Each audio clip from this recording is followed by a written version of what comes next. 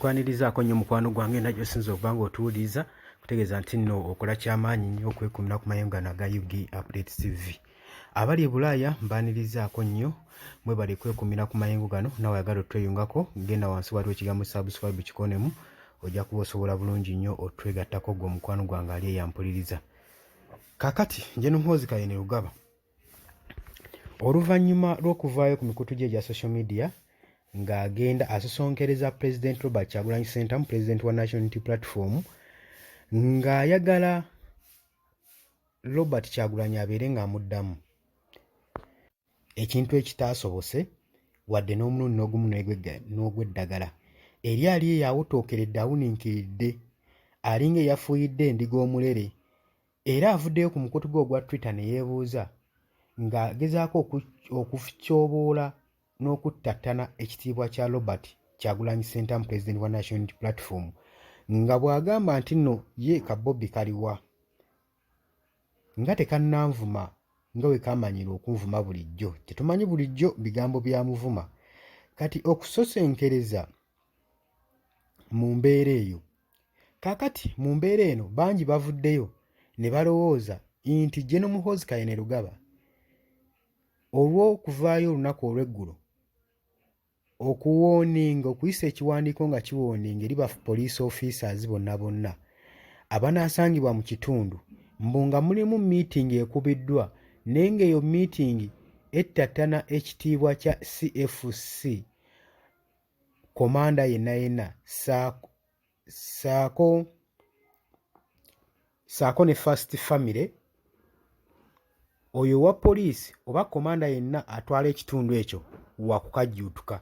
N'agamba era omwaka ogujja 2025 si mwaka gwa kuzannyiramu, mwaka gwa kukuuma law and order, gwa kubalaga engeri gye bakuumamu eddembe saako n'emirembe n'okugondera amateeka. Gen. Muhoozi Kayini Lugaba bw'atyo yayogedde ku mukutu gwe ogwa Twitter.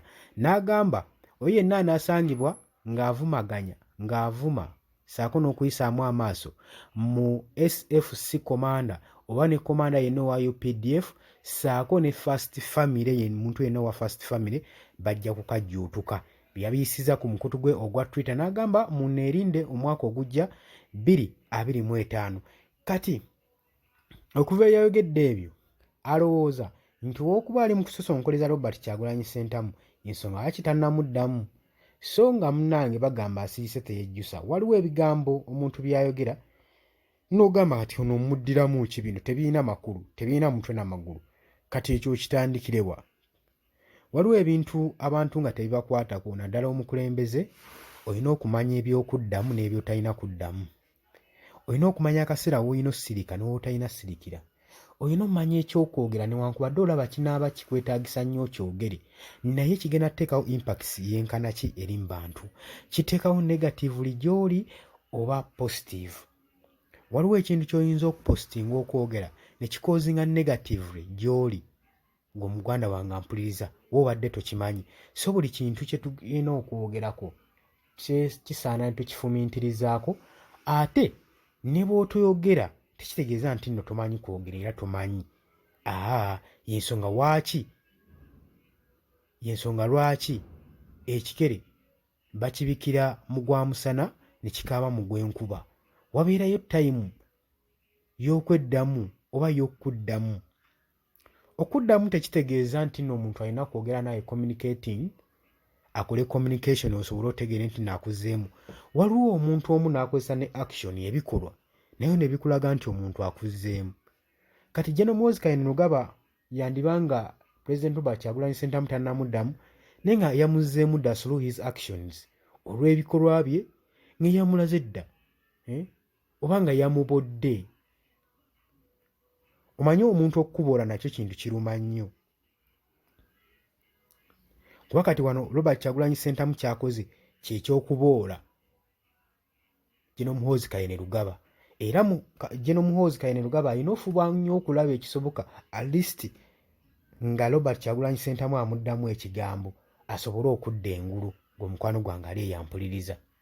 Simanyi gwe kino w'okiraba naye jangu mu comment section okusinziira w'olaba ku ndowooza yo, opinion yo giteekewo mu comment osobole ogitangaaza bannayuganda. kutegeeza nti nobadde muwuliza mulungi nnyo. Gwagala otweyungako, genda wansi waliwo ekigambo subscribe kikoneko, ojja kuba osobola bulungi nnyo tufollowinga okonene mukadde. Mbagala nnyo, mwebale kwekuumira ku Yugi Updates TV.